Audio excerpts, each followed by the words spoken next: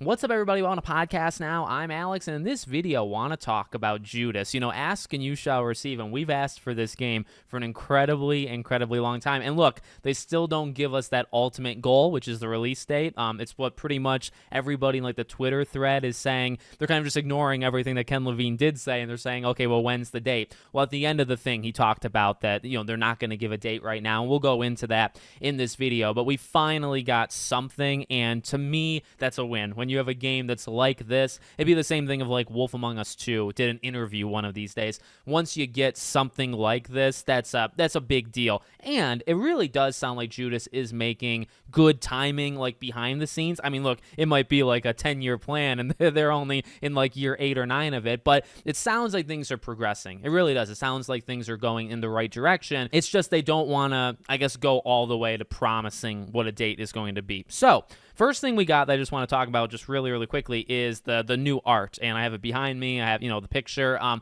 looks freaking phenomenal. This is a wallpaper. This is a thumbnail if I have ever seen it in my life. Okay, really freaking beautiful, and I would expect nothing less, you know, than Ken Levine in his studio. Okay, so let's just read through the PlayStation blog post. All of it I feel like is kind of important in some way, so we'll just kind of rapid fire what Ken Levine said, and it does come directly from him. He's the one who wrote it. We know we've been silent for a while. It takes a lot of time and energy to make marketing materials like trailers, and we're trying to focus all of our efforts on finishing Judas. But we also miss the days of having a more direct relationship with you, the gamer. So we thought, why not start releasing some devlogs? Through these, we hope to communicate more frequently to update you with new details of what we are working on without spoiling too much of what Judas has in store. The goal is to keep this pretty lo-fi, meaning more frequent updates than before, but not necessarily will always feature fancy trailers and super polished final imagery, though there will be more of those as well. So they say feature update villainy. We've just finished a major milestone, villainy. It's a central feature of the game.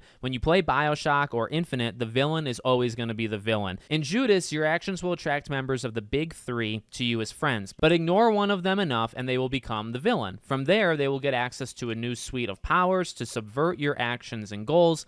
The clips below just demonstrate a little bit of this feature. This is just one example of how the big three can retaliate. The more dangerous and character-specific stuff will be kept a secret for now. Eventually, you'll have to make decisions about who you're going to focus your energy on and who you'll end up alienating. One of my personal favorites of all time is Shadow of Mordor because of the emergent gameplay made possible because of their Nemesis system. In Judas, you're going to get to know these characters intimately. We want losing one of them to feel like losing a friend. We want to play with that dynamic, and we want that choice to be super hard. The big three are all going to be competing for your favor and attention. They bribe you, save you in battle, talk blank about the other character, and share with you their darkest secrets, but eventually you gotta decide who to trust and who you don't. In Infinite, we spent a lot of time developing your relationship with Elizabeth. By the end of the game, you knew everything about her, but the truth is she knew almost nothing about you. In Judas, the big three observe you as you play, and they have feelings not only about how you approach combat, hacking, and crafting,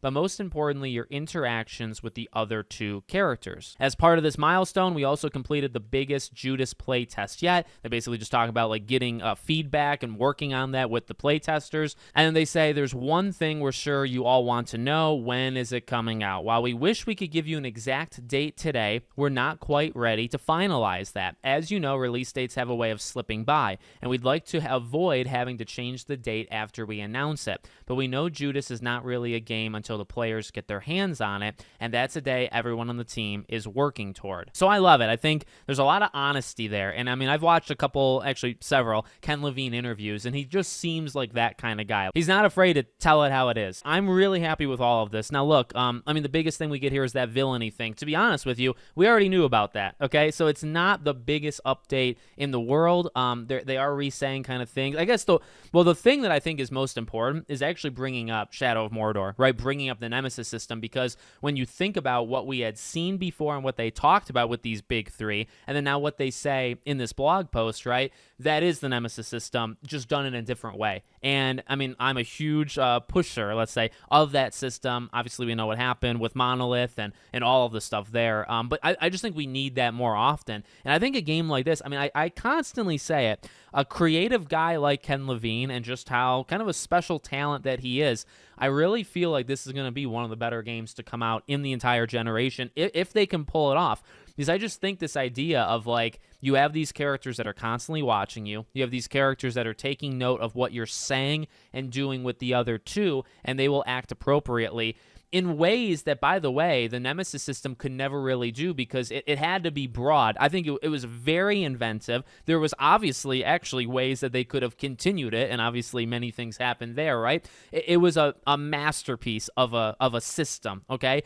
But it also kind of had to be big, so nothing was ever, I guess the relationship, let's say, with like the orcs and you were never going to be the deepest in all of mankind, okay? But something like this, honestly, it's almost focusing like quality versus quantity. Not that Shadow didn't do that, but you're focusing on 3 characters. It's just 3 villains, but they are so in-depth compared to, okay, you could have like freaking 50, 60, 70, different, and you could have different tiers of where these orcs are, and they're all going to have kind of different things to say, but they're going to be somewhat generalized. And again, I think this is just doing that Nemesis system if you put it in a more linear, like narrative kind of driven type game, which, I mean, narrative driven, that was a little bit of Shadow, but that was a more open kind of thing. So since that has been talked about, which was a while ago, to be honest, right? I've been so freaking excited because I look for that kind of stuff. I think that's just such a cool thing. Like, one thing you do with one of these people is going to affect the other two. On top of, by the way, like, I mean, I think he writes incredible stories. I think these games are always very well written.